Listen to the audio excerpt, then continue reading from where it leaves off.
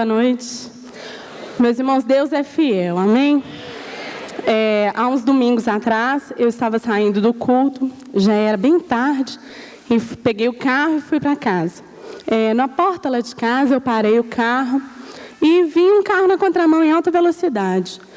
Esse carro parou, eu não dei muita atenção não, mas desceram 3 homens armados de dentro desse carro, me pegaram, de repente eu me vi com arma na cabeça, e eles entraram para dentro do carro comigo, eu estava dirigindo, o que sentou na frente me empurrou para o banco do passageiro, e os outros 2 sentaram atrás.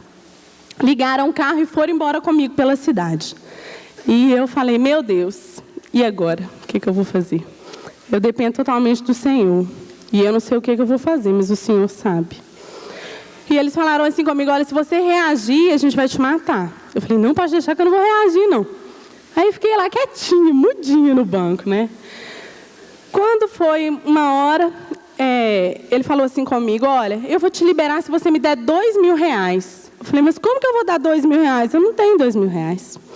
Aí ele falou assim, você não tem não. Então tudo bem, eu vou te levar embora comigo. 3 homens, imagina. Aí eu falei, ai Deus, eu confio em Ti, é o Senhor que vai dar um jeito aqui na situação para mim. Aí ele virou para mim e falou assim, olha, quer saber de uma coisa? Eu vou te levar lá para o Morro do Papagaio, vou te soltar lá dentro e vou roubar o seu carro, porque pelo menos eu tenho algum lucro. E eu dentro do carro orando, né? Falei, ai Senhor, dá um jeito que eu não sei o que eu vou fazer. Aí Deus falou assim comigo, fala. Aí eu pensei assim, fala o quê, né? Aí ele, fala. Aí eu perguntei para o que estava dirigindo, falei assim, posso falar uma coisa? Aí ele falou, pode. Quando ele falou, pode, aí de repente eu falei assim com ele, meu irmão, você acha que é esse o plano que Deus tem para a sua vida? Você acha que é para isso que Deus te fez?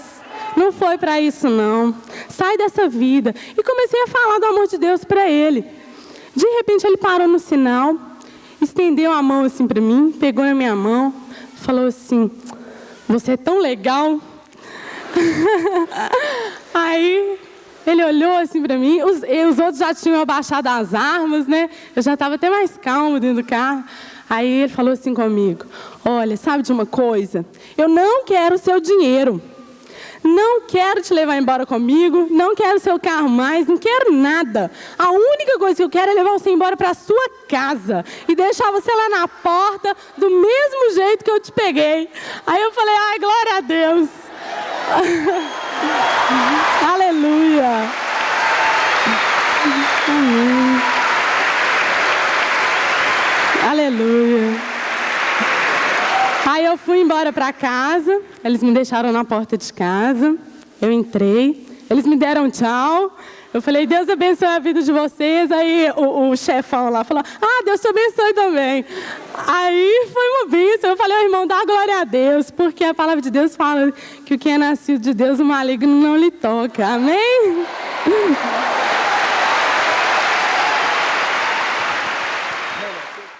Há coisa de 2, 3 meses atrás, eu vinha para a reunião de segunda-feira e parado ali na Afonso Pena, no meio do tráfego pesado, em congestionamento, meu vidro fechado quase até, faltando isso para terminar, chegou um rapaz, botou a mão assim no vidro, segurou o vidro e com uma mão direita para baixo, ele segurou com a esquerda e com a mão direita para baixo, ele dizia assim, seu desgraçado, me dá todo o seu dinheiro, senão eu vou te dar um tiro na cabeça aqui agora.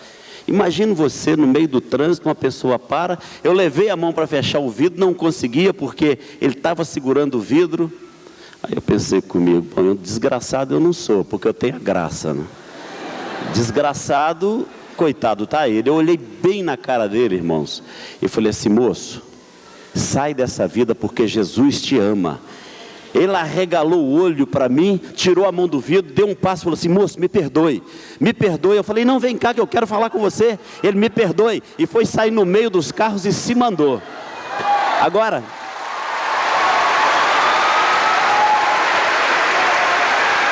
quando você fala, quando você usa essa arma, o nome de Jesus é poderoso demais. Demais. Demais.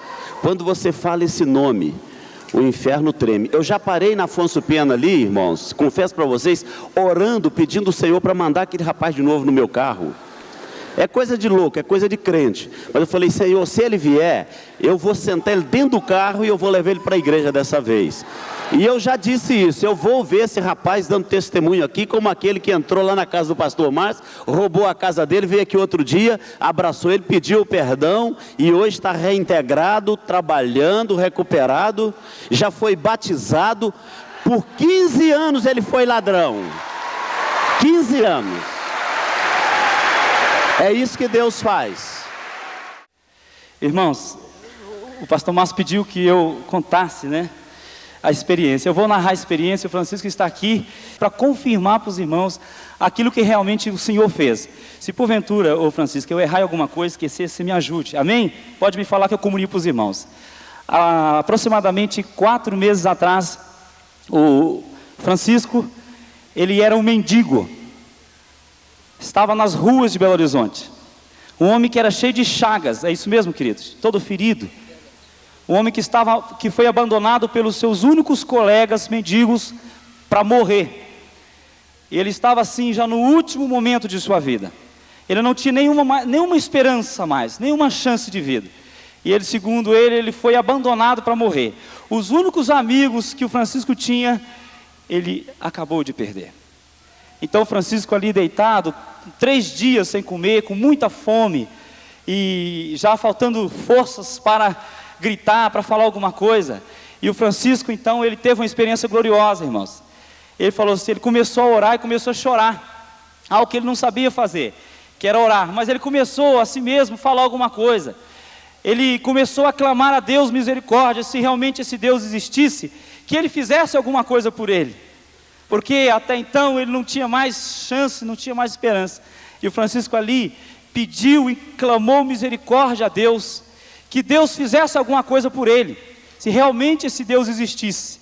E o Francisco ali, já moribundo, quase morrendo, sem forças para falar. E quando ele olhou assim ao longe, de repente, um homem começou a caminhar em direção a ele. E o Francisco olhou esse homem assim, ele não conseguia ver direito o homem, porque a sua visão não alcançava direito por causa da fraqueza. Aquele homem foi aproximando o Francisco. 2 horas da manhã, foi aproximando o Francisco. Quando aquele homem chegou diante do Francisco, o Francisco levantou os olhos, olhou e perguntou quem era aquele homem. E o Francisco perguntou, o senhor é algum pastor? E o Francisco olhou aquele homem, segundo o Francisco, aquele homem tinha cabelos dourados, é isso, Francisco, lisos, e a cor dos seus olhos?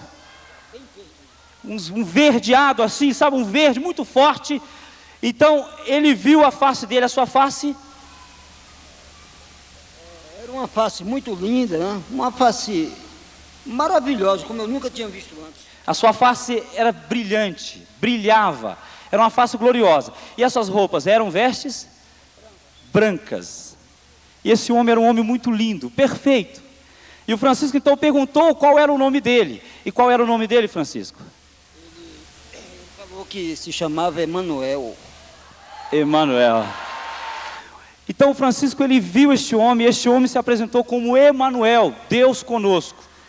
E o Francisco até então não conhecia quem era este homem.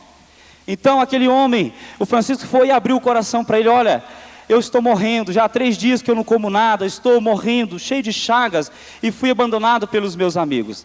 Então aquele homem virou para ele e falou com ele assim, ó, eu vi o seu clamor, eu vim atender o seu clamor, eu vim aqui para te curar, para te restaurar. E aquele homem então